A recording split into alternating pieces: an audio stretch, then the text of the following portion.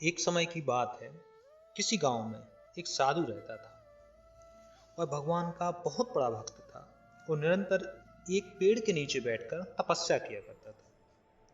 उसका भगवान पर अटूट विश्वास था और गांव वाले भी उसकी इज्जत करते थे। एक बार क्या हुआ, गांव में बहुत भीषण बाढ़ आ गई। चारों तरफ पानी ही पानी दिखाई देने लगा।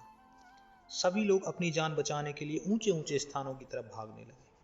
जब लोगों ने देखा कि साधु महाराज अभी भी पेड़ के नीचे बैठे हैं और भगवान का नाम जप रहे हैं, तो उन्हें यह जगह छोड़ने की सलाह दी।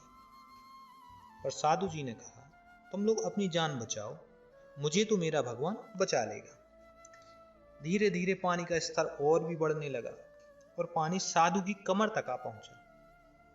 उसी समय वहां से एक नाव गुजरी और नाव चलाने वाले ने साधु से कहा, हे साधु महाराज, आप इस नाव पर सवार हो जाइए, मैं आपको सुरक्षित स्थान पर छोड़ दूंगा।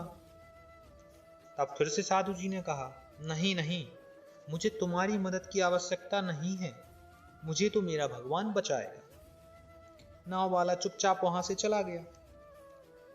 कुछ देर बाद बाढ़ और भी प्रचंड हो गई।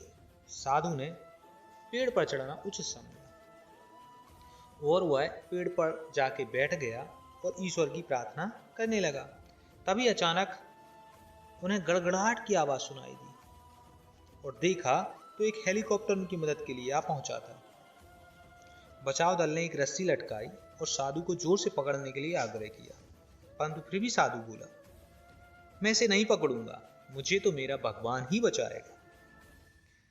उनकी हट के आगे बचाव दल की भी ना चली और वे उसे बगैर ही लिए वहां से चले गए। कुछ ही देर में बाढ़ और भी उग्र हो गई और पेड़ को बहाकर ले गई और साधु की मृत्यु हो गई। मरने के बाद साधु महाराज स्वर्ग पहुंचे और भगवान जी से बोले, हे प्रभु, मैंने तुम्हारी पूरी लगन के साथ आराधना की, तपस्या की, और जब मैं पानी में डूबकर मर रहा था तब आप मुझे बचाने क्यों नहीं आए? भगवान बोले, हे साधु महात्मा, मैं तुम्हारी रक्षा करने के लिए एक बार नहीं बल्कि 3 बार आया।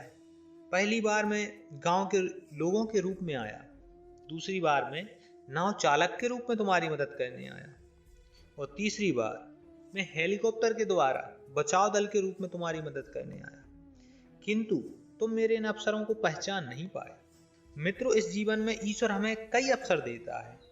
इन अवसरों की जो प्रकृति होती है वो कुछ ऐसी होती है कि वे किसी की परीक्षा नहीं करते। वे एक दौड़ते हुए घोड़े के समान होते हैं जो हमारे सामने से तेजी से गुजरते हैं।